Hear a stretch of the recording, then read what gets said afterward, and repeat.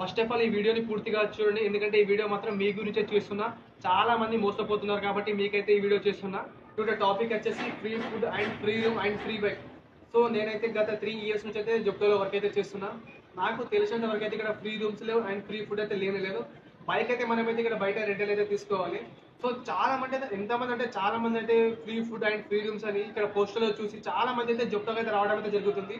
So నాకైతే తెలిసినంత వరకు అయితే ఇక్కడ free rooms and free food అయితే లేనేలేవు. హైదరాబాద్లో అసలు నాకైతే ఫ్రీ ఫుడ్ ఫ్రీ రూమ్స్ లేనేలేవు. చాలా మంది ఎక్కడి నుంచో విలేజ్ నుంచో వాళ్ళైతే ఫ్రీ ఫుడ్ ఫ్రీ రూమ్స్ ఉంటాయనైతే వాళ్ళైతే అస్సలు జొప్టోకి నా వీడియోల కింద కామెంట్లో కూడా చాలా మంది భయ ఫ్రీ ఫుడ్ ఫ్రీ రూమ్స్ ఉంటాయని ఒక వీడియోని అయితే తీయమని చెప్పారు. సో నేనైతే హైదరాబాద్లో చాలా వరకు అయితే గడుపుకున్నా.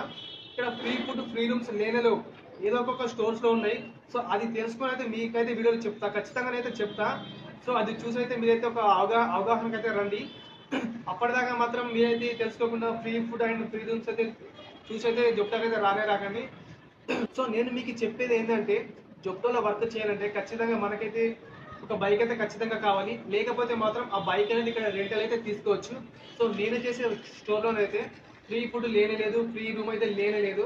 సో మీరైతే కొంచెం అమౌంట్ తెచ్చుకొని ఇక్కడ రూమ్ అయితే రెంటల్ అయితే తీసుకోవాలి.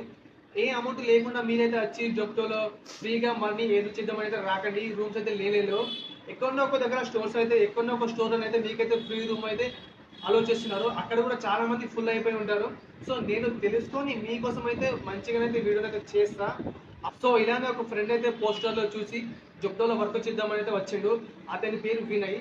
నేనున్న స్టోర్కి అయితే వచ్చిండు. బయట అడిగితే ఏమంటుండంటే నేనైతే ఇక్కడ ఫ్రీ ఫుడ్ ఫ్రీ రూమ్ అయితే చూసి అయితే రావడం అయితే జరిగింది అన్న అని నాతో అయితే చెప్పిండు. సో అతనికి నేను చెప్పింది ఏంటంటే ఇలా చూసి రాకండి బ్రో, పూర్తిగా కన్ఫర్మేషన్ తెలుసుకొని అయితే రండి. అక్కడ ఆయన రూపాయి లేకుండా వచ్చింది. ఇప్పుడైతే చాలా కష్టపడుతున్నాడు. సో నేను ఈ వీడియో ద్వారా మీకు చెప్పేది ఏంటంటే మీరు ఎక్కడి నుంచో వస్తారు కాబట్టి ఇక్కడ వర్క్ చేసుకుందామని కొంచెం అమౌంట్ అయితే తెచ్చుకోండి. ఎందుకంటే ఒక రూమ్కి అండ్ బండి రెంటల్కి మీకు బైక్ లేకపోతే ఇక్కడ బైక్ అయితే రెంటల్ అయితే తీసుకోవచ్చు. చాలా బ్రాంచ్లు అయితే ఓపెన్ చేస్తున్నాయి. సో నేను ఫ్యూచర్లో దానికోసం అయితే ఒక వీడియోని అయితే చేస్తా, ఖచ్చితంగా అయితే చేస్తా.